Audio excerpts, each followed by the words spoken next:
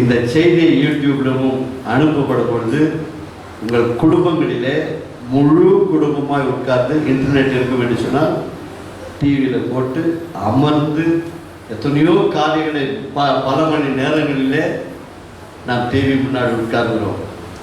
இந்த செய்தியை மீண்டும் மீண்டுமாய் உங்கள் வீடுகளிலே குடும்பமாய் உட்கார்ந்து நீங்கள் போட்டு கேட்பீர்கள் என்று சொன்னால் நம்முடைய வாழ்க்கையில பல ஆசீர்வாதங்களுக்கு தடையாக இருக்கிற எல்லா தடைகளையும் கர்த்தர் நீக்கி போடுவார். அதனால் இயேசுவின் நாமத்தினாலே சபையார் யாவரையும் கேட்டுக்கொள்கிறோம். உலகமெங்கும் ஆன்லைனிலும் யூடியூப்ல பார்க்கிற அத்தனை பிள்ளைகளையும் கர்த்தர் இந்த செய்தியின் வழியாக நம்முடைய வாழ்க்கையை மாற்றி கர்த்தர் சீக்கிரம் வரப்போகிறார். அவனுடைய கிரிகளுக்கு தக்க பலனை கர்த்தர் கொடுப்பார். தேங்க்யூ. God bless you. இவருடைய பரிசுத்தமான நாம மகிமைப்படுவதாக. இன்றைக்கு அநேக நாட்களுக்கு பின்பு உங்களோடு இணைந்து கர்த்தருடைய பிரசனத்தில் வந்திருக்க தேவன் தந்த இந்த பெரிய வாய்ப்புக்காக தேவனை ஸ்தோத்திரிக்கிறேன். நீங்கள் எல்லாரும் ஆராதித்துக் கொண்டிருக்கிற இதே வேளையிலே தேவ வார்த்தைக்கு முன்பதாக நம்ம ஒவ்வொருவரும் வரும் பொழுது கர்த்தருடைய கிருபை அபரிவிதமாக நம்மோடு கூட இடைப்படும்படி நம்ம எல்லாம் தலை வணங்கி ஒரு நிமிஷம் தெய்வ பிரசனத்தை நோக்கி பார்க்கலாமா? ஹல்லேலூயா. ஸ்தோத்திரம் ஆண்டவரே. அப்பா, இந்த காலை வேலைக்காக, இந்த ஞாயிற்றுக்கிழமையின் இந்த ஆராதனை வேலைக்காக உமக்கு நன்றி அப்பா. கர்த்தாவே, நாங்கள் ஒவ்வொருவரும் உம்முடைய பிரசன்னத்தில் இணைந்து நாங்கள் வரும் பொழுது ஒரு மனதாய் உம்மை பார்த்து நாங்கள் கேட்கிறோம். எங்களோடு நீர் பேசும்படி ஆண்டவரே. கர்த்தாவே, நீர் எதை சொல்ல விரும்புகிறீரோ அதை நீர் எங்களோடு பேசும் அப்பா. உம்முடைய கிருபையின் வார்த்தைகளை கேட்டு எங்களுடைய வாழ்க்கையில் உமக்கேற்றபடி நாங்கள் ஒவ்வொருவரும் திருந்திக் கொள்ள, எங்களை நடத்தி கொள்ள உங்களுடைய வார்த்தையின் பிரகாரமாக நீர் என்ன எதிர்பார்ப்பை எங்களிடம் இருந்து நீர் எதிர்பார்க்கிறீரோ அதை நிறைவேற்றத்தக்கவர்களாக நாங்கள் ஒவ்வொருவரும் வாழ இந்த ஆலயத்தில் இருக்கிற அனைவர் மேலும் உங்களுடைய கிருபையின் கரம் இருக்கும்படி நான் ஜெபிக்கிறேன். அவர்களுக்கு தேவையான வார்த்தையை நீர் தாரும். பரிசுத்த ஆவியானவரே, நீர் இறங்கும். உங்களுடைய பிரசன்னத்தின் நிறைவை நீர் தாரும். உங்களுடைய கரங்களில் ஒப்புக் கொடுக்கிறோம். இயேசுவின் நாமத்தில் ஜெபத்தை கேட்டருளும் எங்கள் ஜீவனுள்ள நல்ல பிதாவே. ஆமென். ஹல்லேலூயா. இந்த காலை வேலை தந்த தேவனுக்கு நன்றி சொல்லிக் கொண்டு ஆண்டவருடைய வார்த்தைக்கு முன்பதாக நம்ம ஒவ்வொருவரும் வரும் பொழுது இந்த இடத்துல நம்ம வருவதும் நம்ம ஒவ்வொருவரும் கூடி சேர்வதும் கர்த்தரை ஆராதிக்க, கர்த்தரை தொழுது கொள்ளாமே. ஹல்லேலூயா. இந்த வருஷத்தின் 8 மாதங்கள் முடிந்து இந்த 9வது மாசத்தின் முதல் ஞாயிற்றுக்கிழமை இன்னைக்கு தெய்வ பிரசன்னத்தில் இந்த செப்டம்பர் மாதம் வந்திருக்கிறோம் என்று சொன்னால் அவர் தந்த ஆயுசின் நாட்கள், அவர் தந்த கிருபை. கரங்களை உயர்த்தி ஒரு நன்றி சொல்லிடலாமா? ஆண்டவரே, இன்றைக்கு ஆராதிக்க தந்த கிருபைக்காக ஸ்தோத்திரம். ஹல்லேலூயா. Glory to God. வேதாகமத்துல நம்ம பார்க்கும் பொழுது அப்போஸ்தலனாகிய பவுலை போன்ற அநேக அப்போஸ்தலர்களை பற்றி நம்ம அங்க பார்க்கிறோம். ஆனால் பவுல் அப்போஸ்தலனுடைய ஒரு விசேஷம் என்னன்னு சொன்னீங்கன்னா, எவ்வளவுதான் வாழ்க்கையில கஷ்டங்கள் இருந்தாலும் சரி, எவ்வளவுதான் வேதனைகள் இருந்தாலும் சரி, அதன் மத்தியிலும் கர்த்தருக்கு நன்றி சொல்லக்கூடிய ஒரு மனுஷனாக அவர் இருந்தார். தன்னுடைய வாழ்க்கையின் சுக சௌகரியங்கள் மாத்திரமல்ல, வேதனைகளின் மத்தியிலும் கர்த்தருக்கு நன்றி சொல்ல கற்றுக்கொள்ள வேண்டும் என்பதை சொல்லி தந்த ஒரு பெரிய அப்போஸ்தலன் அவர். காரணம் என்னன்னு பாத்தீங்கன்னா, அநேக முறை நீங்க அப்போஸ்தல நடவடிக்கைகள் ரோமர் எல்லாம் படிக்கும் பொழுது அங்க ஒரு காரியம் பார்க்க முடியும். பரிசுத்த ஆவியானவரே வந்து அப்போஸ்தலனாகிய பவுலை பார்த்து சொல்லி இருக்கிறார், அதாவது நீ போற இடத்துல எல்லாம் உனக்கு கஷ்டங்கள் வரும், நீ போற இடத்துல எல்லாம் உனக்கு சிறைச்சாலையும் அடியும் சண்டையும் தான் வரும். ஆனாலும் அதை ஏற்றுக்கொண்டு கூட அந்த ஊழியத்தை செய்ய அந்த மனுஷன் தெளிவுள்ளவனாக இருந்தார். இன்றைக்கு காலையில் இந்த தேவாலயத்தில் அமர்ந்திருக்கிற நம்மள் அநேகர் ஒரு கஷ்டம் வருவதற்காக இந்த ஆலயத்திற்கு வரல. ஆண்டவர்கிட்ட நன்மை வர, ஆசீர்வாதம் வர, விடுதலை வர, இப்படிப்பட்ட காரியங்களுக்காக தான் நம்ம எல்லாரும் கர்த்தரை ஆராதிப்போம். ஆனால் எனக்கு ஒரு கஷ்டம் வரும் என்பதை அறிந்தால் தேவனை துதிக்க நம்மளில் எத்தனை பேர் தயார் உள்ளவர்களாக இருப்போம்? வசனம் சொல்லுகிறது, உன்னுடைய விண்ணப்பங்களை எல்லாம் ஸ்தோத்திரத்தோட தேவனுக்கு முன்பதாக கொண்டு வாங்கள் என்று சொல்லி. ஆகையால் தான் நீங்க கொலோசியர் நிருபம் எடுத்தீங்கன்னா, கொலோசியர் அதனுடைய கடைசி அதிகாரம் 4வது அதிகாரம், கொஞ்சம் உங்க வேதாகமத்தில் எடுக்கிறீங்களா? கொலோசியர் 4வது அதிகாரம், அங்கு சில வசனங்கள் ஆவியானவர் என்னோடு இடைப்பட்ட பிரகாரமாய் இன்னைக்கு அதனுடைய விளக்கங்களை தேவ ஆவியானவர் உங்களுக்கு அதை தரப்போகிறார். கொலோசியர் 4வது அதிகாரம் அதனுடைய முதல் வசனம் படிக்கிறீங்களா பிரதர்? First verse. எஜமான்களே,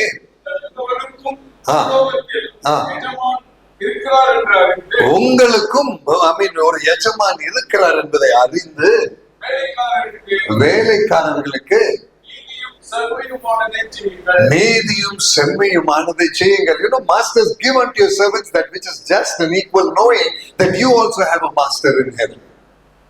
அருமையான தெய்வ ஜனமே, இந்த வசனத்தை நீங்க கொஞ்சம் கவனமா பார்க்கும்படி நான் கேட்டுக்கொள்கிறேன். எஜமான்களே, உங்களுக்கும் பரலோகத்தில் ஒரு எஜமானன் இருக்கிறார் என்பதை நீங்கள் அறிந்து, அந்த ஒரு முதல் பகுதி, அந்த முதல் 2 லைன் மாத்திரம் நீங்க படிச்சீங்கன்னா போதும். அதாவது நமக்கு மேல பரலோகத்துல தேவாதி தேவன் நமக்கு எஜமானனாக இருக்கிறார் என்பதை அறிந்து, அவரிடம் நம்ம எப்படி நடந்து கொள்ள வேண்டுமோ அப்படியே தான் உனக்கு கீழே வேலை செய்யறவங்கிட்டையும் நீங்க நடந்து கொள்ள வேண்டும். ஹல்லேலூயா. கரங்களை உயர்த்தி ஒரு நன்றி சொல்லிடலாம். இன்னைக்கு மாலையில இதை கேட்கிற தெய்வ ஜனமே, பாருங்களேன், அந்த 2 லைனுக்குள்ளே இருக்கிற அர்த்தங்கள் பாத்தீங்கன்னா, உனக்குள் மேட்டிமை இருக்கக்கூடாது, உனக்குள் பெருமை இருக்கக்கூடாது, நான் பெரியவர் என்ற எண்ணம் இருக்கக்கூடாது, அதிகார பதவியை நினைத்து நான் பெரியவர் என்று எண்ணக்கூடாது, அதிகாரத்தை வைத்து மற்றவன் எல்லாம் அவனெல்லாம் சின்னவன், அவனெல்லாம் பொல்லாதவன் என்று நினைக்க கூடாது, இன்னொருவனை மோசமானவன் என்று சொல்லக்கூடாது. இப்படிப்பட்ட தெளிவான காரியங்களை இந்த வசனத்திலிருந்து சொல்லி தரும் பொழுது கீழே பாருங்களேன், வேலைக்காரருக்கு நீதியும் செவையானதையும் நீங்கள் செய்யுங்கள். அப்படின்னா நம்மளை பத்தி அல்ல, மற்றவங்களுக்கு நம்ம எப்படி நடந்து கொள்கிறோம். இந்த காலையில இந்த தேவாலயத்துல அமர்ந்து இருக்கிற நம்மை பார்த்து ஆண்டவர் கேட்கிற, பாருங்களேன், ஆண்டவர் உங்க வேஷம், உங்க ட்ரெஸ், உங்க கலர், உங்க முடி, உங்க ஜுவல்லரி இது பார்க்கிறவர் இல்ல. கர்த்தர் தெளிவாக உங்க இருதயத்தை மாத்திரம் பார்க்கிறவர். ஹல்லேலூயா, glory to God. ஆமென்.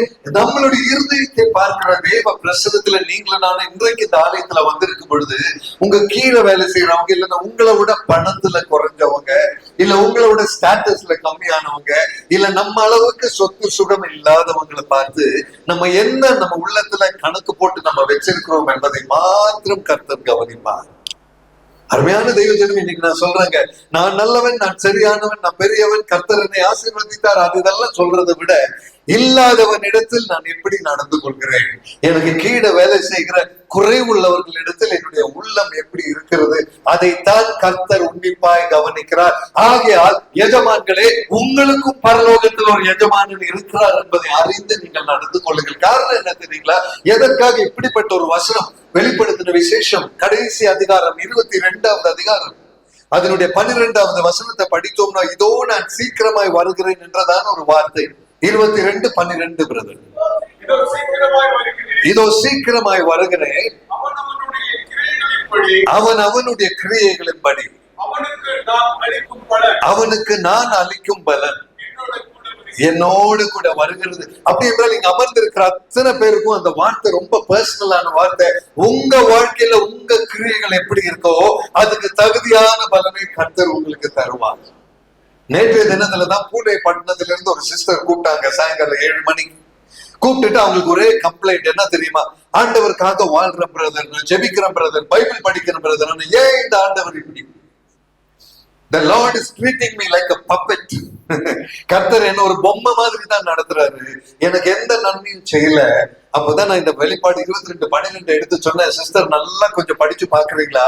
அவன் கிரியைக்கு தக்க பிரதிபலனை அவன் பெறுவான்னு போட்டிருக்கிறா. அப்படின்னா கர்த்தருக்கு நீ ஒரு பப்பெட்டுன்னு நினைச்சாலும் ஒரு பப்பெட்டுக்கான பிரதிபலனா தான் நீ பெறுவாய்.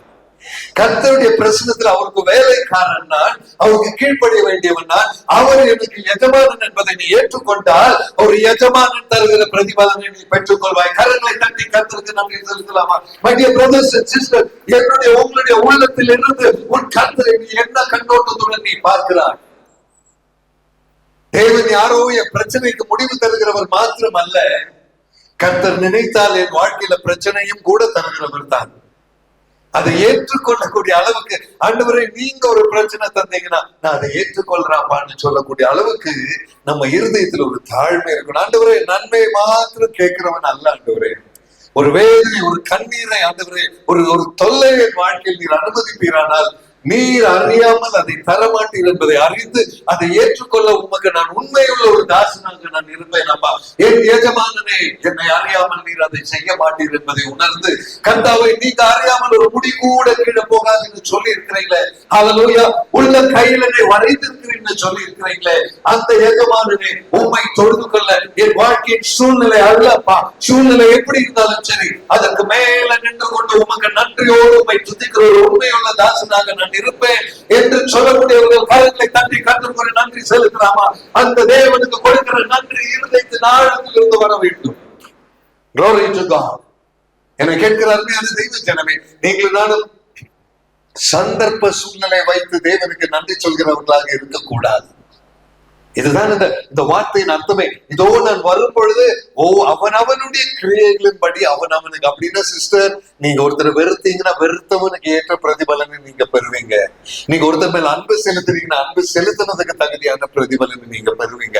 அப்படின்னா கர்த்தர் இடத்துல ஒரே ஒரு அளவுகோல், நம்ம வாழ்க்கையில நம்ம இருதயத்துல நம்ம எப்படி எண்ணிக்கொள்கிறோமோ அந்த அளவுகோலை தான் கர்த்தர் நமக்கு நேராக பயன்படுத்துவார் அவருடைய வருகையினால்.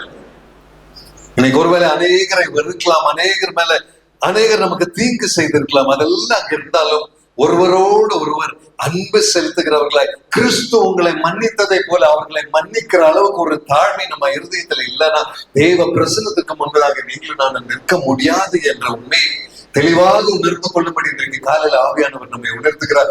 ஆகையால நீங்கள் எஜமான்களாக இருக்கும் பொழுது உங்க முன்னால் இருக்கிறவர்களுக்கு நீங்க எப்படி நடந்து கொள்கிறீங்களோ அதை கண்டு உங்களுக்கும் ஒரு எஜமானன் மேலே இருக்கிறார் என்ற பயபக்தியோடு நீங்க நடந்து கொள்ளும்படி நம்மை உணர்த்துகிற அந்த கொலோசியர் 4வது அதிகாரம் 1 வசனத்திற்காக நான் தேவனை ஸ்தோத்திரிக்கிறேன். ஹல்லேலூயா. அருமையான தெய்வ ஜனமே, மற்றவர்களிடம் நான் நடந்து கொள்ள வேண்டிய விதத்தை கர்த்தர் கவனமாக கவனிக்கிறார். And the Lord is watching that very, very cautiously. இன்னொரு மனுஷன் நம்ம எல்லாம் சாதாரணமா பேசுவோம் இல்லைங்களா, அவங்க எல்லாம் மோசமானவங்க, அவங்க எல்லாம் சரியில்லைங்க, அந்த ஒரு வார்த்தை கூட நம்ம வாயில வரக்கூடாதுங்க. மற்றவங்களை பத்தி நம்ம என்ன குறைவாய் பேசுறோமோ நியாய தீர்ப்பு நாளில் அதே குறைவை என்னை பற்றி உங்களை பற்றி கர்த்தர் பேசுவார்.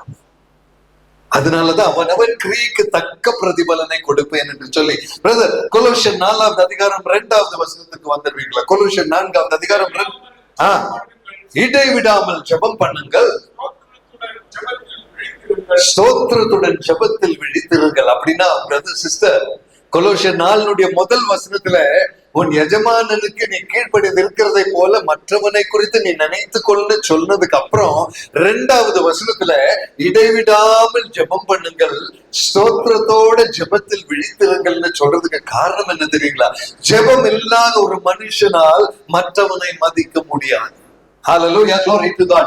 ஜெபம் என்பது உன் வாழ்க்கையில் மிக மிக மிக முக்கியமான காரியம். அதுவும் எப்படி ஜெபம் பண்ணணும்? ஞாயிற்றுக்கிழமை சர்ச்சுக்கு வரும்பொழுது இல்ல, ஒரு பிரேயர் மீட்டிங் இருக்கும் போது இல்ல, சாயங்காலம் உன் குடும்ப ஜெபம் அப்படின்னு சொல்லவே இல்லை. எவ்வளவு நேரம் ஜெபம் பண்ணணுமாமா?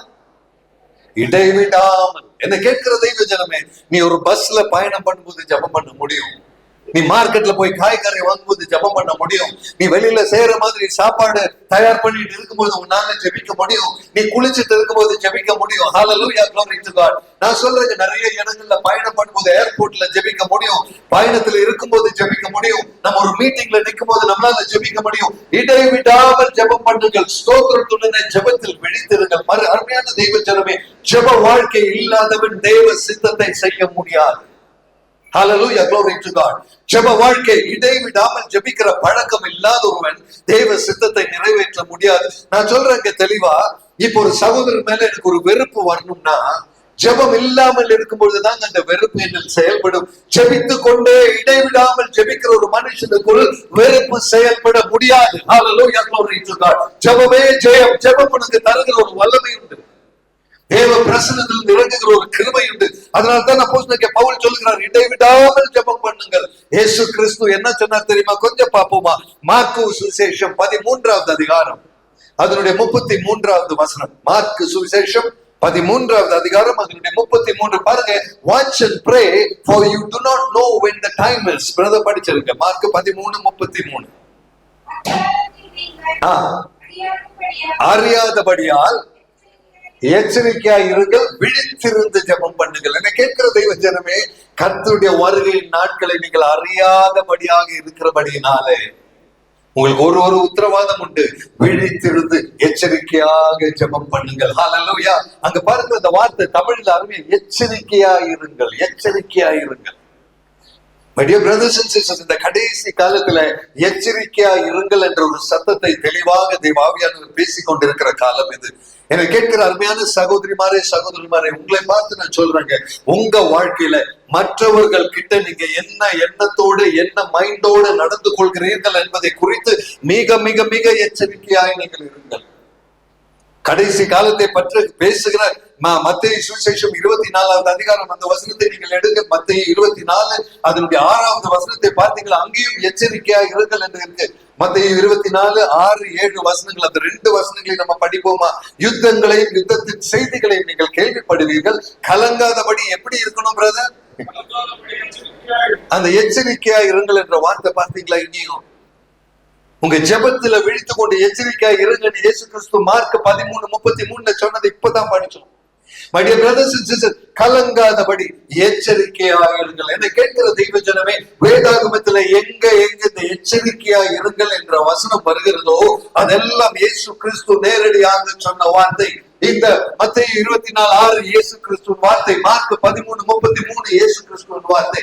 விழித்திருந்து எச்சரிக்கையா ஜெபம் பண்ணுங்கள் என்று இயேசு சொல்லி இருந்தால், கடைசி காலத்தில் யுத்தத்தின் செய்திகளை கேள்விப்படுவீர்கள், கலங்காதபடி எச்சரிக்கையாக இருங்கள் என்று இயேசு சொல்லி இருந்தால், அவர் சொன்னதை கீழ்ப்படுகிற தெய்வ குழந்தை எங்கே என்று ஆவியானவர் கேட்கிற காலை வேலை இது. அவர் எச்சரிக்கையா இருந்து உங்களுக்கு எனக்கு சொல்லி போனார், அந்த எச்சரிக்கை நம்ம வாழ்க்கையில நம்ம கடைபிடிக்கிறோமா? இன்னொரு மனுஷனை பற்றி பேசுறதுல, இன்னொரு மனுஷனை பற்றி நினைக்கிறதுல, அவனை பற்றி எண்ணங்கள் நம்ம மனதில வைப்பதுல எவ்வளவு எச்சரிக்கை உள்ளவர்களாக நம்ம இருக்கிறோம் தெய்வ பிரசன்னத்தில். அருமையான தெய்வ ஜனமே, இதை விடாமல் ஜெபம் பண்ணுங்கிறதுக்கு அர்த்தம் என்ன தெரியுமா? உனக்கு வேற எந்த யோசனை வராம நீ ஜெபிச்சுட்டே இருமா, நீ ஜெபிச்சுட்டே இருங்க. ஹல்லேலூயா. நீ ஜெபிச்சுட்டே ஸ்தோத்திரம் பண்ணிட்டே இருக்கும்போது அனாவசியமான சிந்தைக்கு ஒரு செகண்ட் கூட உன் வாழ்க்கையில கொடுக்காத, அதற்காக இடைவிடாமல் ஜெபம் பண்ணு. ஹல்லேலூயா, glory to God. ஜெபிக்கிற ஒருவனால் மற்றவனை வெறுக்க அவனுக்கு டைம் இல்லைங்க. ஜெபிக்கிற ஒருவனுக்கு மற்றவனை கீழ்த்தனமாய் காண டைம் இல்லைங்க. You cannot look down on somebody if you are a prayerful person. எனக்கு கற்பித்து தருகிற சுபாவம் இது. என்னுடைய வாழ்க்கையில் நான் கற்றுக்கொண்ட சுபாவம் இது. மற்றவர்களை பற்றி நிறைய குற்றங்கள் பேசுறாங்க, அதுக்கான வாய்ப்பு நம்ம சுத்தி இருக்குங்க, டெய்லி இருக்குங்க. குறைகள் இல்லாத மனுஷனே இல்ல. குற்றம் சொல்லணும்னா சொல்லிட்டே இருக்கலாங்க. ஆனா சொல்லிட்டே இருக்கலாம் இருக்கிற அந்த குற்றங்களை சொல்லாமல் இருக்க ஒரு தேவ கிருபை கர்த்தர் தருவார். ஹல்லேலூயா. Receive it in the name of Jesus. அதுதான் தெய்வீக அபிஷேகம். என்னை கேட்கிற தெய்வ ஜனமே, அபிஷேகம் என்பது சும்மா அந்நிய பாஷையை பேசுறதும் ஏதோ பல வரங்களை பெறுவது அல்ல. அபிஷேகம் என்பது நீ நீதியோடும் நேர்மையோடும் நடந்து கொள்ளக்கூடிய வாழ்க்கையை கிருபை பெறுவது. Glory to God. அதுதான் தெய்வ கிருபை. ஹல்லேலூயா. இயேசு கிறிஸ்துவை அடித்தார்கள், இடித்தார்கள், சிலுவையில் அறைந்தார்கள். அங்கு நின்று அவர் சொன்ன ஒரே வார்த்தை, பிதாவே இவர்களை மன்னியும். ஹல்லேலூயா. அதற்கு பெயர் அபிஷேகம். Glory to God. ஆமென். அந்த இயேசுவின் பிரசன்னத்தை கண்டு கற்றுக்கொள்ள, அவர் சொல்லி தருகிற காரியங்களை நம்மளுடைய வாழ்க்கையில் நாம் ஏற்றுக்கொள்ள, பிறனை மன்னிக்க நம்ம எத்தனை பேர் தயார் உள்ளவர்களாக இருக்கிறோம்? பிறருடைய குற்றங்களை காணாமல் வாழ, ஆண்டவரே அவனுக்கு குற்றம் இருந்தாலும் பரவாயில்ல, நான் அவனை மன்னித்து நேசித்து உமக்கென்று உம்முடைய வார்த்தைக்கு கீழ்ப்படுகிறேன். ஏனென்றால் நீர் எனக்கு எஜமானனாக இருக்கிறீர்கள் என்பதை அறிந்து, எஜமானனே உமக்கு மகிமை செலுத்த என்னுடைய வாழ்க்கையில் அந்த மாற்றத்தை நான் ஏற்றெடுக்கிறேன் என்று சொல்லக்கூடியவர்கள் தெய்வ பிரசன்னத்திலே சற்று உங்களை தாழ்த்துவீங்களா? இன்னைக்கு காலை வேளையில் அருமையான தெய்வ ஜனமே, நீ நல்லவன் என்று காண்பிக்க பிறரை மன்னிக்க தேவையில்லை. நீ பரிசுத்தவான் என்று காண்பிக்க பிறரை ஏற்றுக்கொள்ள தேவையில்லை. உன் எஜமானனுக்கு மரியாதை செலுத்த நீ பிறரை ஏற்றுக்கொள்வாயா? ஹல்லேலூயா. அதனாலதான் வார்த்தை சொல்லுகிறது, இந்த சிறியவனில் ஒருவனுக்கு நீ செய்ததை நீ எனக்கு செய்தாய் என்று கர்த்தர் சொல்வான். அருமையான தெய்வ ஜனமே, மற்றவர்களை என்ன கண்களோடு நம்ம பார்க்கிறோமோ அந்த பார்வை நீ கர்த்தரை பார்க்கிற பார்வை என்று கர்த்தரை ஏற்றுக்கொள்வார். ஹல்லேலூயா. Glory to God. நீ ஒருவனை வெறுக்கிறாய் என்றால் நீ கர்த்தரை வெறுப்பதற்கு சமம். நீ ஒருவனை குறைவாய் பார்க்கிறாய் என்றால் நீ கர்த்தரை குறைவாய் பார்க்கிறாய் என்பது சமம். இதை அறிந்து வாழ வேண்டிய கிறிஸ்தவன் நீ. ஆனால் இந்த அறிவு இல்லாமல் உன்னுடைய வாழ்க்கையில ஒரு கிறிஸ்தவன் என்ற பெயரை வைத்துக் கொண்டு தவறான முறையில வாழ்ந்து கொண்டு இருக்கிறாயா? இன்றைக்கு காலையில இதைத்தான் ஆவியானவர் கேட்கிற கேள்வி. என்ன பதில் இருக்குது நம்ம கையில அவருக்கு கொடுப்பதற்கு? Oh my dear brothers and sisters, நான் சொல்றேன், இதுதான் ஆவியானவர் தருகிற அழைப்பு. இந்த காலை வேளையில பிறனை மன்னிக்கவும் பிறனை ஏற்றுக்கொள்ளவும் முடியவில்லை என்றால் என் இயேசுவையும் ஏற்றுக்கொள்ள என்னால முடியாது. அருமையான தெய்வ ஜனமே, இதை உணர்ந்து நிற்கத்தான் ஆண்டவருடைய வார்த்தையின் தெளிவு இன்னைக்கு நம்மளோடு கூட இடைப்படுகிற வார்த்தை. ஆண்டவருடைய பிரசன்னத்தில் அவரால் நான் ஏற்றுக்கொள்ளப்பட வேண்டும் என்றால் பிற மனுஷருக்கு முன்பதாக நான் தெளிவாக நிற்க வேண்டும் என்பதுதான். Thank you so much. நம்மளுடைய வாழ்க்கையின் தெளிவு எவ்வளவோ அதுதான் நீ பரலோகத்துக்கு போவியா இல்லையா என்பதை முடிவு பண்ணுகிற ஒரே காரியம். நான் சொல்றேங்க சிஸ்டர், நான் சொல்றேங்க பிரதர், நீங்க பரலோகத்துக்கு போவீங்களா இல்லையாங்கிறதுக்கு சிம்பிள் டெஸ்ட் இங்கே நீங்களே உங்க வாழ்க்கையில பண்ணிக்கலாம். உங்க மனசுல யாராவது எனக்கு பிடிக்காது, யாராவது மோசமானவர், யாராவது சரியில்லைங்கிற எண்ணம் இருந்தா நீ பரலோகத்திற்கு போக மாட்டாய். அது ஓப்பனா நான் சொல்றேன், தயவு செய்து என்ன மன்னிச்சுக்கோங்க. இது சபையில சொல்ல வேண்டியது என்னுடைய உத்தரவாதம். எவ்வளவு குறைவுள்ளவன் இருந்தாலும் ஆண்டவரே நீர் நேசித்ததை போல அவன் மேல் அன்பு கூறுகிறேன் என்று சொல்லுகிற நீ பரலோக ராஜ்யத்தை காண்பாய். Hallelujah. My dear brothers and sisters, தெளிவா நான் சொல்றேங்க, மனுஷனுடைய இயல்பு சுபாவம் வெறுப்பு, மனுஷனுடைய இயல்பு சுபாவம் பெருமை, மனுஷனுடைய இயல்பு சுபாவம் மற்றவனை குறைவு சொல்வது. அந்த இயல்பு சுபாவம் இல்லாமல் இனிமேல் வாழ்வது நான் அல்ல, எங்கள் கிறிஸ்து வாழ்கிறார் என்று சொல்ல வேண்டும் என்றால் கிறிஸ்துவின் சுபாவமான மனுஷனுடைய சுபாவம் அல்லாத ஒரு சுபாவத்தை உடையவனாக நீ நிற்கும் பொழுது மாத்திரம்தான் நீ தேவ பிரசன்னத்தை தரிசிக்க முடியும். ஹல்லேலூயா. அப்படிப்பட்ட நீ ஜெப வாழ்க்கை உடையவனாக நீ இருப்பாய். Glory to God. Hallelujah. இந்த ஜெப வாழ்க்கை சாதாரண விஷயம் அல்ல. ஜெபம் என்பது சும்மா ஒரு சடங்கு அல்ல. ஜெபம் என்பது ஒரு பழக்கம் அல்ல. ஜெபம் என்பது கர்த்தருக்கு நான் அடிமை என்று ஏற்றுக்கொள்கிறது. Hallelujah. Glory to God. Brother, இன்னொரு வசனம் படிக்கலாம். எபேசியர் 6வது அதிகாரம் 18வது வசனம். எபேசியர் நிருபம் அதனுடைய 6வது அதிகாரம் 18. Ephesians chapter 6 verse 18. 18வது வசனம். ஓகே, படிச்சிருங்க பிரதர். எஸ். ஆ ஆ ஆ ஆ ஆ அப்படின்னா யாருக்காக வேண்டுதல் பண்ணணும் பாஸ்டர்? சகல பரிசுத்தவான்களுக்காக பண்ணும் வேண்டுதல் ஓடும். அப்படின்னா என்ன கேட்கிற அருமையான சகோதரி சகோதரி, நீங்களும் நானும் பிறனுக்காக ஜெபிக்கிற சுபாவம் உடையவர்களாக நம்ம இருக்கிறோமா? ஆண்டவருடைய வார்த்தை எபேசியர் 6:18 சொல்லுகிறது, நீ ஜெபித்தா மாத்திரம் பத்தாது, சகல விதமான பரிசுத்தவான்களுக்காக ஜெபிக்கிற சுபாவம். இன்னைக்கு நான் கேட்கிறேங்க, உங்க வாழ்க்கையில உங்களுக்கு தெரிஞ்ச அத்தனை பேருக்கு நீங்க ஜெபிக்க ஆரம்பித்த 24 மணி நேரம் போதுங்களா? பத்தாது. அதற்கு அர்த்தம் தான் இடைவிடாமல் ஜெபம் பண்ணுங்கள் என்பது. தெரிஞ்ச ஒவ்வொரு மனுஷனுக்கு, ஒருவேளை உங்களுடைய போன்ல இருக்கிற கான்டாக்ட் லிஸ்ட் அத்தனை பேருக்கு முன்னால ஜெபிக்க முடியுமா? இன்னைக்கு ஆவியானவர் இதைத்தான் கேட்கிறார். உன் கீழே வேலை செய்யறவங்களும் சரி, உன் முதலாளியும் சரி, உன் அக்கம் பக்கத்தினரும் சரி, உன் கம்பெனியில இருக்கிறவங்களும் சரி, உன் சர்ச்சுக்கு வர்றவங்களும் சரி, உன்னுடைய ஸ்கூல்ல படிச்சவங்களும் சரி, உன் கூட காலேஜ்ல இருந்தவங்களும் சரி, அவங்க உனக்கு தெரிஞ்ச ஒரு மனுஷன் இருந்து அந்த மனுஷனுக்காக ஜெபிக்க உன்னால் முடியுமா? அந்த வசனத்தை பாருங்களேன். praying always with all prayer and supplication in the spirit and watching thereunto with all the saints. எல்லா தேவ குழந்தைகளுக்காக ஜெபிக்கும்படி. தமிழ்ல பாருங்களேன், அதன் பொருட்டு மிகுந்த மன உறுதியோடும் சகல பரிசுத்தவான்களுக்காகவும் பண்ணும் வேண்டுதலோடும் விழித்துக் கொண்டிருங்கள். அப்படின்னா நீ மற்றவங்களுடைய பரிசுத்தத்திற்காக நீ ஜெபிக்கிறவனாக நீ காணப்பட வேண்டும். ஹல்லேலூயா. கரங்களை உயர்த்தி ஒரு நன்றி சொல்லிக்கலாமா? இப்படிப்பட்ட வார்த்தைகளை ஆண்டவர் தரும் பொழுது அருமையான தெய்வ ஜனமே, தயவு செய்து இதை புரிந்து கொள்கிற நீங்கள் இது உங்களுடைய வாழ்க்கையின் கடமை என்பதை உணர்ந்து கொள்ளும்படி தேவாவியானவர் அதை உணர்த்த சொல்கிறார். It is our responsibility to pray for other people. மற்றவங்களுக்கு, எனக்கு தெரிஞ்சவங்க, என் குடும்பம், என் நண்பன், எனக்கு உதவி செய்யறவனுக்கு மாத்திரம் ஜெபிச்சா பத்தாதுங்க. கர்த்தர் என்ன சொன்னார்? உன் சத்ருவுக்காக நீ ஜெபி. ஹல்லேலூயா. உன்னை வெறுக்கிறவனுக்காக நீ ஜெபம் பண்ணி. இதைத்தான் இயேசு கிறிஸ்து சொல்லி தந்தார். அப்படின்னா நீ ஜெபிக்க வேண்டிய கடமை எல்லா மனுஷனுக்காக நீ ஜெபிக்க வேண்டும். ஹல்லேலூயா. நீ காலையில நான் ஒரு காரியம் கேட்கறதுக்குள்ள, நம்ம எல்லாம் எந்திரிச்சு சர்ச்சுக்கு வந்தோம். எத்தனை பேர் உங்க வீட்டுக்கு பால் போடுற அம்மாவுக்காக ஜெபிச்சீங்க? எத்தனை பேர் உங்க வீட்டுல நியூஸ் பேப்பர் போடுறவங்களுக்காக, இல்ல பெரிய அபார்ட்மெண்ட்ல இருந்து வந்த அந்த செக்யூரிட்டி கார்டுல நிக்கிற வாட்ச்மேனுக்காக ஜெபிச்சீங்களா? இதெல்லாம் நம்ம செய்ய மாட்டோம். நம்ம வேலை கிடையாது. நம்ம யாருக்காக ஜெபிச்சோம் தெரியுமா? ஆண்டவரே, என் கணவர், என் குழந்தை, என் மனைவி, என்னுடைய பிசினஸ், என் பணம், இதுக்காக ஜெபிச்சுட்டு முடிஞ்சா எங்க சர்ச்சில் வர்றவங்க அது ஒரு அட்ஜஸ்ட்மெண்ட் சும்மா அப்படியே சேர்த்து வச்சுட்டு ஒரு ஜெபத்துக்காக ஒரு ஃபார்மாலிட்டிக்காக ஜெபிச்சுட்டு வந்திருக்கிறோம். இன்னைக்கு காலையில ஆவியானவர் கேட்கிற கேள்வி, மற்றவனுக்காக ஜெபிக்க முடியாத நீ எப்படி ஆண்டவருடைய வார்த்தைக்கு கீழ்ப்படிந்தவன் என்ற பதவியை நீ பெற முடியும்? இதுதான் பரிசுத்தாவியானவர் கேட்கிற கேள்வி. மிக தெளிவான கேள்வி. என்ன கேட்கிற தெய்வ ஜனமே, மற்றவனுக்காக ஜெபிக்க எனக்கு நேரம் இல்லை, எனக்கு டைம் இல்லை, எனக்கு சௌகரியம் இல்லை, எனக்கு தேவையில்லை. அவனுக்காக ஜெபித்து எனக்கு என்ன பிரயோஜனம் என்று நினைக்கிற சாதாரண மனுஷன் நான். ஆனா ஆண்டவர் சொல்லுகிறார், பிறனுக்காக ஜெபிக்க நீ கற்றுக்கொள். அருமையான தெய்வ ஜனமே, இடைவிடாமல் ஜெபிக்கிற சுபாவம் உண்டென்றால் உன் சொந்த காரியத்திற்கு ஜெபிக்க அல்ல, மற்றவனுடைய தேவைகளுக்காக ஜெபிப்பாயா. ஹல்லேலூயா. வாழ்க்கையின் அனுபவத்திலிருந்து சொல்றாங்க, உன் வாழ்க்கையில 150 பிரச்சனை இருக்கும் பொழுது அதை விட்டுட்டு மற்றவனுடைய ஒரு பிரச்சனைக்கு ஜெபிக்க நீ ரெடியாவாயா. ஹல்லேலூயா. கரங்களை உயர்த்தி தேவனுக்கு ஒரு நன்றி செலுத்தலாமா? ஆண்டவரே, அடுத்த பிரச்சனைக்கு ஜெபிக்க கிருபை தாங்க, ஏன் பிரச்சனை இருக்கட்டும் ஆண்டவர் என்று சொல்லக்கூடிய கிருபை பெற்றிருக்கிறாயா? This is Christian life, brother. என் பிரச்சனைக்காக ஜெபிப்பதுல பெரிய அர்த்தம் இல்லைங்க.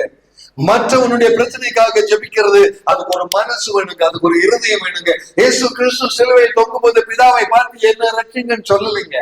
அவர் பார்த்து இவர்களை மன்னிங்க பிதாவை, தெரியாம பண்ணிட்டாங்கன்னு தாங்க அவர் ஜெபித்தார். அருமையான தெய்வ ஜனமே, வேதனை மத்தியில் அவர் தமக்காக மன்றாடின ஒரு இயேசுவை நீங்க காண மாட்டீங்க. ஹல்லேலூயா. வேதனையின் மத்தியில் பிறனை மன்னித்த இயேசுவை நீ காண்பாய். Glory to God. ஹல்லேலூயா. உன்னுடைய வேதனையின் மத்தியில் நீ பிறருக்கு ஆசீர்வாதத்துக்காக ஜெபிக்கிற சுபாவம் கிறிஸ்துவனுடைய அடையாளம் உனக்குள் உண்டா என்று ஆவியானவர் இந்த காலையில் கேட்கிறார். அது இல்லாத நீ என்ன கிறிஸ்தவ வேஷம் போட்டுக் கொண்டு நடக்கிறாய்? இது தெய்வ பிரசன்னத்தில் செல்லாத போலி கிறிஸ்தவ வாழ்க்கை அல்லவா? அருமையான தெய்வ ஜனமே, கொலோசியர் 3வது அதிகாரம் அதனுடைய 3வது வசனம் படிக்கிறீங்களா? அப்போஸ்தலனாகிய பவுல் பாருங்களேன், அங்க ஜெபிக்க சொல்லிட்டு இப்ப என்ன ஜெபம் கேட்கிறாருன்னு கொஞ்சம் பாக்குறீங்களா? கொலோசியர் 4வது அதிகாரம் 3வது வசனம். கொலோசியர் 4:3. எஸ், கிறிஸ்துவனுடைய ரகசியத்தின் நிமித்தம். ஒரே நிமிஷம் பிரதர், அப்படியே நில்லுங்களேன். கிறிஸ்துவனுடைய ரகசியத்தை தெரிந்தவன் அப்போஸ்தலனாகிய பவுல். அதன் நிமித்தம் அவன் வாழ்க்கையில ஆசீர்வாதமா இல்ல கட்டுகளா? நீங்க இதைத்தான் கவனிக்கணுங்க. அதாவது பாருங்க, வெட்கம் இல்லாம அப்போஸ்தலனாகிய பவுல் எழுதுகிற எந்த மறைவும் இல்லைங்க. ஒருவேளை சாஜி ஏப்ரஹாம் பிரதர் இங்க வருகிறார், பெரிய பிரசங்கம் பண்ணுகிறார், அவர் வாழ்க்கையில எல்லாம் ஐஸ்வர்யமா இருக்குன்னு நினைக்கிறீங்களா? கண்டிப்பா கிடையாது. இங்க ஒரு பாஸ்டர் இருக்கிறார், பிரசங்கம் பண்ணுகிறார், ரொம்ப பாஸ்டர்னா எல்லாம் ரொம்ப பெரிய ஆளுங்க, அவங்களுக்கு எல்லாம் ஒரு பிரச்சனை இல்லைன்னு நினைக்கிறீங்களா? கண்டிப்பா இல்ல. அப்போஸ்தலனாகிய பவுல் தெளிவா பாருங்க, கிறிஸ்துவனுடைய ரகசியத்தின் நிமித்தம் கெட்டப்பட்டு இருக்கிறனா. தட் மீன்ஸ் என் வாழ்க்கையில எனக்கு நான் நினைக்கிற சுக சௌகரியம் எனக்கு கிடைக்கலன்னு அப்போஸ்தலனாகிய பவுல் சொல்லுகிறாருங்க. இந்த வசனத்தை படிக்கும்போது நீங்க புரிஞ்சுக்கணும், கிறிஸ்துவனுடைய பிரசன்னத்தில் இடைவிடாமல் ஜெபிங்கள்னு சொன்ன அந்த மனுஷனுடைய வாழ்க்கையிலேயே கட்டுக்கள் இருக்கா இல்லையா? தயவு செய்து இதை நீங்க புரிஞ்சுக்கணுங்க. கட்டுக்களை வைத்து ஜெபிக்காமல் இருக்க வேண்டியவன் அல்ல நீ. ஹல்லேலூயா. உன்னுடைய வாழ்க்கையின் பிரச்சனைகளை வைத்துக் கொண்டு நீ ஜெபத்தை தடை என்று சொல்லாதே. நமக்கு எல்லாம் இருக்கிற ஒரு பழக்கம் இருக்கு இல்லையா? பாஸ்டர், வயிற்று வலி வந்துருச்சு, ஜெபிக்க முடியல பாஸ்டர், எனக்கு என்னமோ மாதிரி இருக்கு, பைபிள் படிக்க முடியல, இந்த சாக்கு போக்க சொல்றவங்க தான் நம்ம எல்லாருமே. ஆனா வாழ்க்கையில் அவ்வளவு பிரச்சனைகளை வைத்துக் கொண்டு சிறைச்சாலையில் அடைக்கப்பட்டு இருக்கும் பொழுதும் அந்த இடத்துல இருந்து கர்த்தருக்கு நன்றி சொல்லுகிற மனுஷனான ஒரு அப்போஸ்தலனாகிய பவுலை பார்க்கிறீங்கன்னா, இன்றைக்கு காலையில கேட்டுக்கொண்டு இருக்கிற தெய்வ ஜனமே, உன் பிரச்சனையின் நடுவில் நின்று கொண்டு கர்த்தருக்கு ஒரு நன்றியின் சத்தத்தை எழுப்புவாயா? Glory to God. கரங்களை உயர்த்தி ஹல்லேலூயா சத்தத்தை எழுப்பலாமா? ஆண்டவரே நன்றி அப்பா. Glory, hallelujah, hallelujah. Praise the Lord. Amen. என கேட்கிற தெய்வ ஜனமே, உன் வேதனை உன்னை தாக்கும் பொழுதும் அதே நேரத்தில் ஆண்டவரே உமக்கு நன்றி என்று சொல்லக்கூடிய ஒரு பழக்கத்தோடு நீங்க நிற்பீங்களா? அந்த வசனத்தின் பின்னால வரத பாத்துங்களேன், கட்டுப்பட்டு இருக்கிற நான் அந்த ரகசியத்தை குறித்து பேச வேண்டிய பிரகாரமாய் பேசி அதை வெளிப்படுவதற்கு எனக்காக விண்ணப்பம் பண்ணுங்கள் அப்போஸ்தலனாகிய பவுல் அங்க கேட்கிறார். That means அந்த வார்த்தை பாருங்களா, அந்த ரகசியத்தை பேச வேண்டிய பிரகாரமாய் நான் பேசணும். அப்படின்னா ஆண்டவருடைய செய்தியை நான் பிரசங்கம் பண்றது கூட நான் சரியா பிரசங்கம் பண்ணுங்கிறதுக்காக நீங்க எனக்காக ஜெபிங்கன்னு கேட்கிற ஒரு அப்போஸ்தலன் இது. என கேட்கிற தெய்வ ஜனம், இங்கதான் நமக்கு ஒரு கேரக்டர் புரியுங்க. எவ்வளவு தாழ்மை இருந்தா அந்த மனுஷன் இப்படி பேசி இருக்க முடியும்? அப்போஸ்தலனாகிய பவுல் சொல்லுகிறார், எனக்கு சரியா பிரசங்கம் பண்ண தெரியல, சரியான வார்த்தை பயன்படுத்த தெரியல, நான் சரியான வார்த்தையின் பிரகாரம் நான் பேசணும்னு எனக்காக ஜெபிப்பீங்களான்னு கேட்கிறார். My dear brothers and sisters, இந்த வசனத்தில் இருந்து கற்றுக்கொள்ள வேண்டிய ஒரு பெரிய பாடம் உண்டு. ஒரு மனுஷனும் பெரிய மனுஷன் கிடையவே கிடையாதுங்க. ஹல்லேலூயா, glory to God. ஆமென். இன்னைக்கு நான் சொல்றேன், இங்க பிரசங்கம் பண்ற நான் ஒன்னும் பெரிய கிடையாதுங்க. பிரசங்கம் பண்றதுக்கு சொல்லி தாங்க ஆண்டவரே, வார்த்தைகளை நீங்க தாங்க ஆண்டவரே, என்ன பேசணும் பரிசுத்த ஆவியானவரே நீங்க ஆளுகை செய்யுங்க ஆண்டவரே என்று தன்னை தாழ்த்தாத வரைக்கும் எந்த பிரசங்கமும் பெரிய பிரசங்கம் அல்ல. ஹல்லேலூயா, glory to God. I tell you brothers and sisters, தேவ பிரசன்னத்திலிருந்து பெற முடிய தெரியாதவன் கர்த்தருடைய குழந்தை அல்ல. Oh, glory to God. ஒரு செய்தி வேணும்னா நம்ம போய் இன்டர்நெட்ல டவுன்லோட் பண்ணி யார் வேணாலும் செய்தி பேசிக்கலாங்க. அதுல அர்த்தமே கிடையாதுங்க. பரிசுத்த ஆவியானவர் என்ன சொல்ல விரும்புகிறாரோ அதை ஏற்றெடுத்து சொல்ல தன்னுடைய நாவை தேவனுக்கு விட்டு கொடுக்கிறவன் அது தேவ குழந்தை. ஹல்லேலூயா. கரங்களை தட்டி ஒரு நன்றி சொல்லிடலாமா? இது தேவ பிரசன்னம், இது தேவ மகிமை. ஹல்லேலூயா. This is the will of God. This is the power of God. ஆமென். பாருங்க, பிரசங்கம் பண்ண வேண்டிய அந்த ரகசியத்தை பேச வேண்டிய பிரகாரமாய் பேசி, அடுத்த வசனம் பிரதர் படிச்சிருங்க, 4வது வசனம் கூட. அடுத்த வசனம் திருவசனம், திருவசனம் செல்லும்படியான வாசலை தேவன் திறந்தருளும்படி யார்கிட்ட எழுதுறாரு தெரியுங்களா? கொலோசிய சபைக்கு எழுதுகிறார். அதுதான் உங்க பைபிள்ல படிப்பீங்க, கொலோசியர் நிரூபம்னு சொல்லி.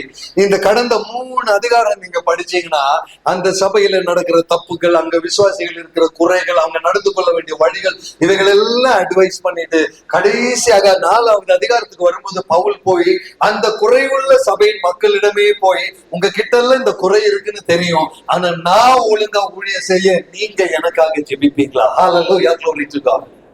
என்னை கேட்கிற தெய்வ ஜனமே, நான் பெரியவன் அல்ல, நான் ஒரு பெரிய பரிசுத்தவான் அல்ல, நானும் கர்த்தருடைய கிருபையில நிக்கிறேன், உங்க ஜெபம் எனக்கு தேவைன்னு சொல்ற அளவுக்கு தன்னை தாழ்த்துகிற ஒரு அப்போஸ்தலனை பார்த்தீங்களா? அதுதாங்க இயேசு கிறிஸ்துவின் கிருபை. என்னை கேட்கிற தெய்வ ஜனமே, அப்போஸ்தலனாகிய பவுல் இதை எங்கிருந்து கற்றுக்கொண்டார் தெரியுங்களா? தெளிவாக வேதாகமத்தில் இயேசு கிறிஸ்து தன்னைத்தானே அர்ப்பணித்த விதத்துல இருந்து அவர் அதை கற்றுக்கொண்டார். நம்ம கொஞ்சம் பார்க்கலாமா? நம்ம வேதாகமத்தில் இயேசு கிறிஸ்து என்ன செய்தார்? யோவான் சுவிசேஷம் 17வது அதிகாரம் அதனுடைய 18வது வசனம் பிராசன். யோவான் 17 18வது வசனம். 18 19 2 வசனங்கள் படிக்கணும். 17 18 படிங்க. பாருங்களேன், நீர் என்னை இந்த உலகத்திற்கு அனுப்பினதை போல நானும் அவர்களை இந்த உலகத்திற்கு அனுப்புகிறேன். இயேசு கிறிஸ்து பிதாவை பார்த்து பண்ணுகிற ஒரு விண்ணப்பம். இந்த 12 சீஷர்களை கூப்பிட்டு நிறுத்தி பிதாவை பார்த்து அவர் ஜெபிக்கிறார். பிதாவே, நீங்க எப்படி என்ன அனுப்புனீங்களோ அப்படியே நான் என்னை அனுப்புகிறேன். நான் அனுப்புறதுக்கு முன்னால ஒரு காரியம் செய்கிறார். 19வது வசனம் போடுங்க. 19th verse பாருங்களேன். அவர்களும் சத்தியத்தினாலே பரிசுத்தமாக்கப்பட்டவர்கள் ஆகும்படி அவர்களுக்காக நான் என்னை தானே. அப்படி என்றால் இயேசு கிறிஸ்து பிதாவின் பிரசன்னத்துல போய் சொல்லுகிறார், பிதாவே, என்னை நீங்க பரிசுத்தமாக்குங்க. இந்த வசனத்தை அப்பவுமே படிக்கும்போது நான் நினைக்கிறது உண்டு, இயேசு கிறிஸ்து கிட்ட பரிசுத்தமாக்கப்பட என்ன பாவம் இருக்கு? ஏதாவது இருக்கா? இயேசு கிறிஸ்து பாவம் அறியாதவர். அவர் சிலுவையில் சிந்தின ரத்தம் பாவமற்ற ரத்தம். அவர் பாவத்தில் வாழ்ந்தவர் அல்ல, அவர் பரிசுத்தத்தோட வாழ்ந்தவர் என்பதை நம்ம அத்தனை பேரும் அறிந்துதான் இன்றைக்கு அந்த இயேசு கிறிஸ்துவை ஆராதிக்க இப்படிப்பட்ட தேவாலயத்துல நீங்களும் நானும் வந்திருக்கிறோம்னா, அந்த இயேசு கிறிஸ்து பிதாவின் பிரசன்னத்துல போய் இந்த 12 பேரை நான் அனுப்புறேன் ஆண்டவரே, அவங்க பரிசுத்தமாய் வாழ்வதற்கு நான் என்னை பரிசுத்தமாக்கி கொள்கிறேன். இந்த இடத்துல இந்த வசனத்தை நீங்க படிக்கும் பொழுது அப்படியே அப்போஸ்தலனாகிய பவுலை கொஞ்சம் திரும்பி பார்க்கிறீங்களா? நான் தேவனுடைய ரகசியங்களை சொல்ல வேண்டிய பிரகாரமாய் சொல்ல எனக்கு வாசல்கள் திறக்கும்படி எனக்காக ஜெபியுங்கள் கேட்கிற பவுலை கொஞ்சம் திரும்பி பார்க்கிறீங்களா? இயேசு கிறிஸ்து பிதாவின் முன்னிலையில் என்ன செய்தாரோ அதே விண்ணப்பத்தை அப்போஸ்தலனாகிய பவுல் அந்த சபையின் முன்பதாக அவர் வைக்கிறார். அருமையான தெய்வ ஜனமே, மற்றவர்களை பார்த்து எனக்காக ஜெபிங்கன்னு சொல்றதுல ஒரு மனுஷனுடைய வாழ்க்கையில தாழ்மை இருக்க வேண்டும் என்பது தேவ வார்த்தையின் தெளிவு. ஹல்லேலூயா, glory to God. இயேசு கிறிஸ்துவே பிதாவின் முன்னிலை இந்த அளவுக்கு தன்னை தாழ்த்துவார் என்றால் நீங்களும் நானும் எம்மாத்திரம் தெய்வ பிரசன்னத்துல போய் நிற்பதற்கு. இன்னைக்கு இந்த ஞாயிற்றுக்கிழமை இங்க வந்திருக்கோம். நான் கேட்கிறேங்க, நம்ம எல்லாம் தெய்வ பிரசன்னத்துல வரும்பொழுது, ஆண்டவரே, இவர்கள் எல்லாரும் பரிசுத்தமாய் இருக்கும்படி என்னை நீங்க பரிசுத்தப்படுத்துங்கன்னு கேட்கத்தான் இயேசு கிறிஸ்து கற்றுக் கொடுத்தார். ஹல்லேலூயா. மற்றவர்களுடைய பரிசுத்தத்திற்காக நான் என்னை பரிசுத்தமாக்கி கொள்ள வேண்டும். இந்த பாடத்தை தெளிவாக நீங்க ஒவ்வொருவரும் இதை உணர்ந்து கொள்ளும்படி ஆவியானவர் எதிர்பார்க்கிறார்.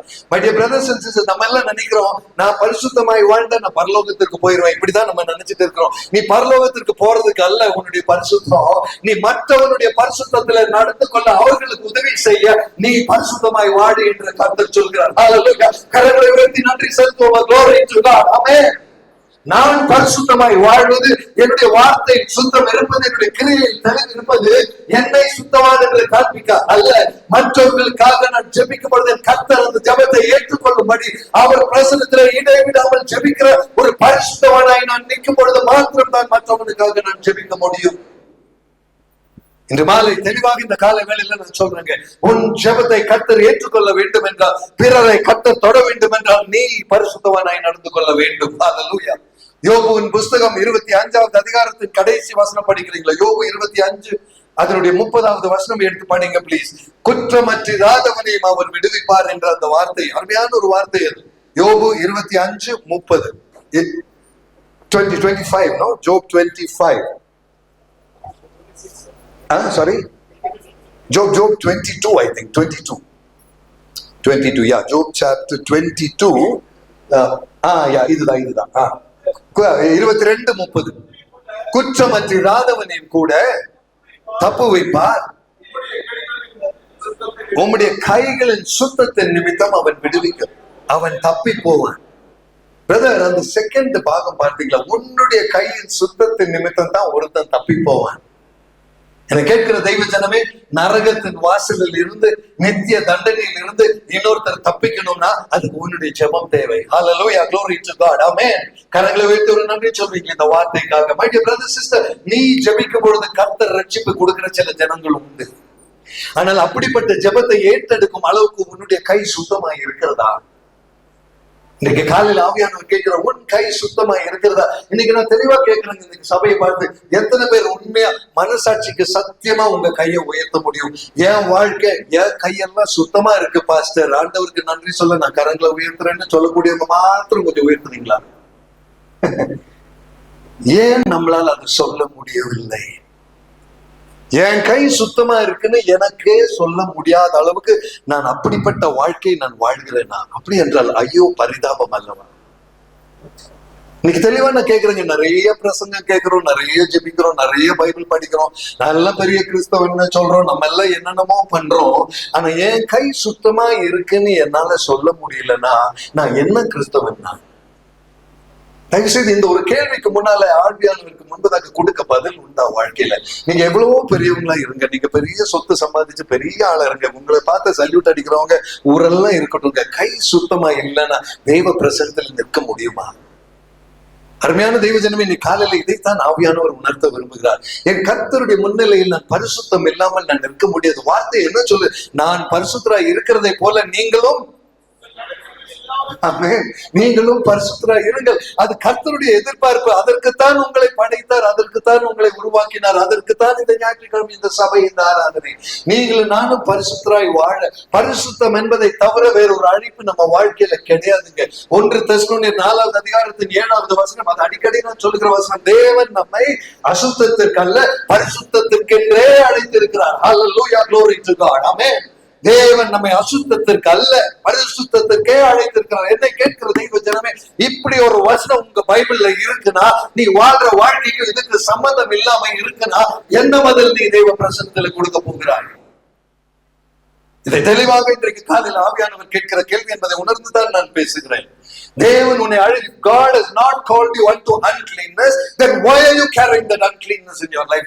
தேவன் உன்னை அசுத்தத்திற்கு அல்ல என்றால் ஏன் அந்த அசுத்தம் உன் வாழ்க்கையில? ஏன் அந்த பொறாமை? ஏன் அந்த கோபம்? ஏன் அந்த எரிச்சல்? ஏன் அந்த பெருமை? ஏன் அந்த கபட புத்தி? ஏன் மற்றவனை குறை பார்க்கிற எண்ணங்கள்? ஏன் தவறான வார்த்தைகள்? அந்த அசுத்தம் ஏன் உன் வாழ்க்கையில? காலையில் ஆவியானவர் கேட்கிற கேள்விக்கு பதில் சொல்ல முடியாதவனாக நிற்கிறவன் விசுவாசி என்று அழைக்கப்பட தகுதி அல்ல. I'm very very clearly telling you that, church. இதுதான் ஆண்டவருடைய வார்த்தை இந்த கடைசி காலத்தில். அதனாலதான் சொன்னார், ஜாக்கிரதையாய் இருங்கள், ஜாக்கிரதையாய் இருங்கள். ஹல்லேலூயா. My dear brothers and sisters, உன் வாழ்க்கை ஜாக்கிரதை எங்க என்று ஆவியானவர் கேட்கிற நிமிஷம் இது. Are you ready to give an answer to God? உன் கர்த்தருக்கு என்ன பதில் நீ கொடுப்பாய்? இன்னைக்கு தெளிவாக தெய்வ பிரசன்னத்தில் நின்று சொல்றீங்க, கர்த்தர் வருவார், கர்த்தர் வருவார், 2வது வருகை வரும், அதெல்லாம் நமக்கு தெரியும். ஆனா வர்ற அன்னைக்கு நீ பரலோகத்திற்கு போவியா என்றதுல ஏன் இவ்வளவு சந்தேகம்? உண்மையான கேட்கிறேங்க, ஆண்டவருடைய பிரசன்னத்தில் நின்று கொண்டு நம்மள ஒரு ஆளுக்கு கூட அந்த நிச்சயம் இல்லைன்னா என்ன ஆராதனை? எதற்காக இந்த சபை? எதற்காக இந்த பைபிள்? எதற்காக இந்த ஜெபம்? என்ன கிறிஸ்தவ வாழ்க்கை நீங்கள் நானும் வாழ்ந்துட்டு இருக்கிறோம்? கொஞ்சம் பதில் கொடுக்க முடியுமா தெய்வ பிரசன்னத்தில்? அலட்சியமாய் வாழ்கிற கிறிஸ்தவ வாழ்க்கை தான் நம்மளுடைய வாழ்க்கை. தேவ பிரசன்னத்தில் சரியில்லாத கிறிஸ்தவ வாழ்க்கை, என் கை சுத்தம் இல்லாத கைகள் என்பதை அறிந்துதான் நம்ம ஆராதித்துக் கொண்டு இருக்கிறோம். அப்படி என்றால் நான் தவறாக வாழ்கிறேன் என்று அறிந்தும் வந்து சும்மா ஹல்லேலூயா ஸ்தோத்திரம் சொல்லி வேஷம் போட்டுட்டு போக வந்திருக்கிறோமா? இதை ஆவியானவர் இன்றைக்கு கேட்கிறார், பதில் சொல்ல உன்னால் முடியுமா? I don't know why the Holy Spirit is speaking really clearly today. Please Please, my dear brother, sister, தயவு செய்து இந்த அலட்சியம் உங்க வாழ்க்கையில் நீ இருக்கக்கூடாது. நீ நாட்கள் அதிகம் இல்லை, நீ ஜாக்கிரதையாக இருக்க வேண்டிய காலகட்டம் இது. அதை உணர்ந்து கொள்வதற்காக நான் தேவனை ஸ்தோத்திரிக்கிறேன். ஹல்லேலூயா. ஒரு விசை தேவ பிரசன்னத்தில் ஒப்புக்கொள்வோமா? நான் குறை உள்ளவன் ஆண்டவர். இன்னைக்கு காலையில நான் கேட்கிறேன், ஆவியானவருடைய கிருபையா ஆண்டவரே, என் வாழ்க்கையில குறை உள்ளவன் ஒத்துக்கொள்கிறவங்க கொஞ்சம் கையை தூக்குவீங்களா? முதல்ல நான் தூக்கிக்கிறேங்க. ஹல்லேலூயா. ஆண்டவரே, நான் குறை உள்ளவன் என்று ஒத்துக்கொள்கிறவங்க உங்க கையை கொஞ்சம் தூக்குவீங்களா? குறைவே இல்லாதவர்கள் கையை தூக்காதீங்க. நீங்க பரலோகத்திற்கு இங்கிருந்தே போற மாதிரி தான் தெரியுது. My dear brothers and sisters, இந்த குறை உண்டு என்று ஒத்துக்கொள்கிறதுல தாங்க அந்த தேவ கிருபையே உங்க வாழ்க்கையில இறங்கும். அதுதான் அப்போஸ்தலனாகிய பவுல் அந்த கொலோசியர் 4:3 சொல்கிறார், ஆண்டவருடைய வார்த்தை அது தக்க பிரகாரமான வசனங்களால் சொல்லி எனக்கு தகுதியான வாசல்கள் திறக்கும்படி எனக்காக ஜெபிங்க. என்னை கேட்கிற தெய்வ ஜனமே, நான் சும்மா எனக்கு பிடிச்ச மாதிரி பேசக்கூடாதுன்னு அவர் அங்கே ஜெபிக்கிறார். ஹல்லேலூயா. கொலோசியர் 4:3 பாருங்களேன். ரகசியத்தை பேச வேண்டிய பிரகாரமாய் பேசி அதை வெளிப்படுத்துவதற்கான வாசல்கள் எனக்காக திறக்கப்பட நீங்கள் எனக்காக ஜெபிங்க. அப்படின்னா நான் நினைச்ச இடத்துல போய் பேசக்கூடாது, நான் நினைச்ச பிரகாரம் பேசக்கூடாது, எனக்கு தெரிஞ்சதை பேசக்கூடாது. கர்த்தர் எதை சொல்கிறாரோ அதை சொல்ல வேண்டும். ஆமென். Glory to God. இன்னைக்கு இந்த சபைக்கு கர்த்தர் பேசிக் கொண்டிருக்கிறார். விசுவாசிக்கிறவர்கள் கரங்களை தட்டி கர்த்தருக்கு ஒரு நன்றி செலுத்தலாமா? Oh, receive it in the name of Jesus today. Hallelujah. இது தேவ சத்தம். இது இந்த சபைக்கு நேராக என கேட்கிற சகோதரி சகோதரன்மாரே, இனிமேலாவது ஒரு அலட்சியமான வாழ்க்கை வேண்டாம். இது தயவு செய்து ஆவியானவர் உங்களை பார்த்து பண்ணுகிற விண்ணப்பம் என்று ஏற்றுக்கொள்வீங்களா? பிளீஸ். கர்த்தர் அவ்வளவாய் உங்களை நேசிக்கிறதுனால இந்த வார்த்தையை நீங்க தருகிறார். பிரதர், ரோமர் 16:25 கொஞ்சம் படிக்கிறீங்களா? ரோமர் 16வது அதிகாரம் அதனுடைய 25வது வசனம். S, 16 and 25. 16:25. யா, பாருங்க, படிங்க பிரதர். ஆதி காலம் முதல் படிங்க.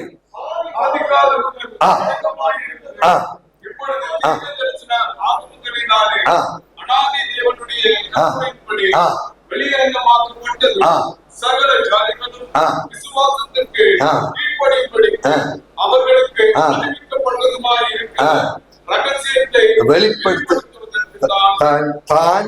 ஆமென். பிரசங்கமாகிய என் சுவிசேஷத்தின்படியே உங்களை ஸ்திரப்படுத்த வல்லவரும் ஆமென் ஆமென் ஆமென். நீங்க பாருங்களேன், போதும் பிரதர். அந்த ப்ரீவியஸ் வேர்ட் போடுங்க. 24, 25, 26 கீழே அடுத்த வசனம் பாருங்களேன். இயேசு கிறிஸ்துவை பற்றிய பிரசங்கமாக என் சுவிசேஷத்தின்படியே உங்களை ஸ்திரப்படுத்த அவர் வல்லவர். ஹல்லேலூயா. பவுல் சொல்லுகிறார் பாருங்க, என் பிரசங்கத்தினால நீங்க ஸ்திரப்படுத்த போறதில்ல, அவரை பற்றின சுவிசேஷத்தை நான் சொல்லும் பொழுது அவர் உங்களை ஸ்திரப்படுத்துவார். இன்னைக்கு காலையில இந்த சபையில நான் சொல்றேங்க, கர்த்தர் உங்களை ஸ்திரப்படுத்த தருகிற வார்த்தைகள் இது. ஹல்லேலூயா. அதை ஒத்துக்கொள்கிறவங்க கரங்களை உயர்த்தி ஒரு நன்றி சொல்றீங்களா? Glory to God. Hallelujah. என் வாழ்க்கையில் ஒரு அசுத்தம் இருக்கு, என் வாழ்க்கையில் ஒரு குறைவு இருக்குன்னு ஒத்துக்கொள்ளும் பொழுது அது கர்த்தருடைய கிருபையினால் அவர் உங்களை ஸ்திரப்படுத்துகிறது. அந்த தாழ்மையினால் தான் உங்களால் அதை ஒத்துக்கொள்ள முடிகிறது. Glory to God. Hallelujah. இது தேவ கிருபை. இன்னைக்கு நான் இந்த ஞாயிற்றுக்கிழமை காலையில் சொல்றேங்க, தெளிவாக நம்ம நிற்பது தேவ கிருபை. என்னுடைய நிமிஷங்கள் இந்த நிமிஷம் நின்று கொண்டிருக்கிறோம். கர்த்தருடைய ஆவியானவர் தாமே நம்மோடு பேசிக் கொண்டிருக்கிறார். பிரதர், இன்னொரு வசனம் படிக்கிறீங்களா? அப்போஸ்தலர் நடபடிகள் 14:27. ப்ளீஸ். Acts chapter 14 verse 27.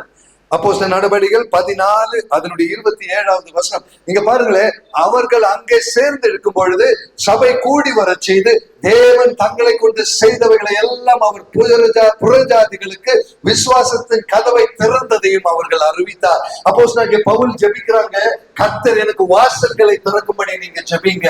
இந்த வசனத்துல பாக்குறீங்க, கர்த்தர் வாசல்களை திறந்ததை பற்றி நாங்கள் சாட்சி சொன்னோம். ஹல்லேலூயா. Glory to God.